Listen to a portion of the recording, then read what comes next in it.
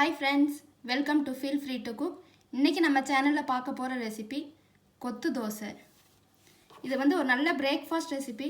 குழந்தைகளுக்கு நீங்க அத லஞ்ச் பாக்ஸ் கூட இந்த மாதிரி நீங்க செஞ்சு கொடுக்கலாம்.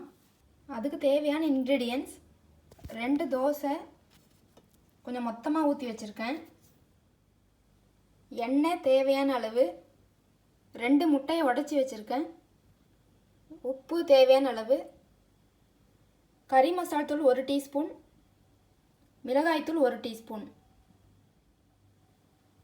ஒரு வெங்காயம், ஒரு தக்காளி. இப்போ வாங்க எப்படி பண்ணுறதுன்னு பார்க்கலாம். நான் எடுத்து வச்சிருந்த தோசையை இந்த மாதிரி மீடியம் சைஸில் பிச்சு போட்டிருக்கேன். இப்போ ஒரு பேன் ஹீட் பண்ணி 3 டீஸ்பூன் ஆயில் ஆட் பண்ணியிருக்கேன். ஆயில் ஹீட் ஆகிடுச்சு, வெங்காயம் ஆட் பண்ணிக்கலாம்.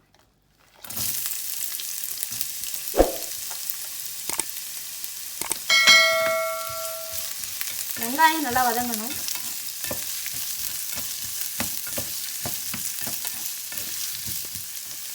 வெங்காயம் வதங்கிறதுக்கு கொஞ்சம் நேரம் சால்ட் ஆட் பண்ணிக்கலாம்.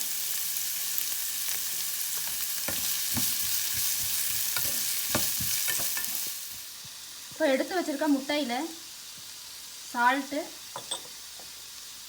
மிளகாய் தூள், கறி மசாலா தூள்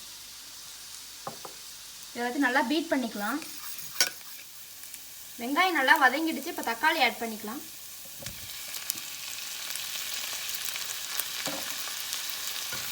தக்காளி நல்லா வதங்கணும்.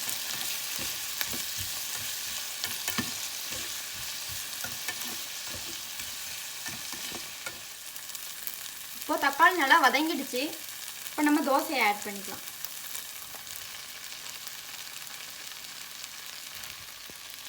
இப்போ நல்லா மிக்ஸ் பண்ணிக்கலாம்.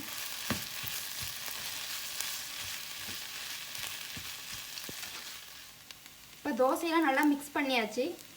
இப்போ நம்ம பீட் பண்ணி வச்சிருக்க முட்டையை ஆட் பண்ணிக்கலாம்.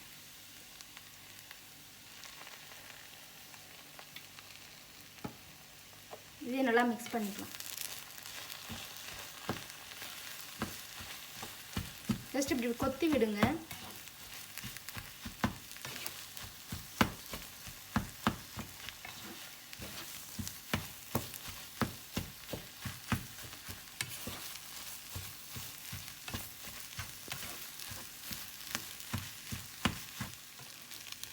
முட்டை ஆட் பண்ணதுக்கப்புறம் 2 நிமிஷம் நல்லா குக் ஆகிடுச்சு. இப்போ இதை ஆஃப் பண்ணிக்கலாம்.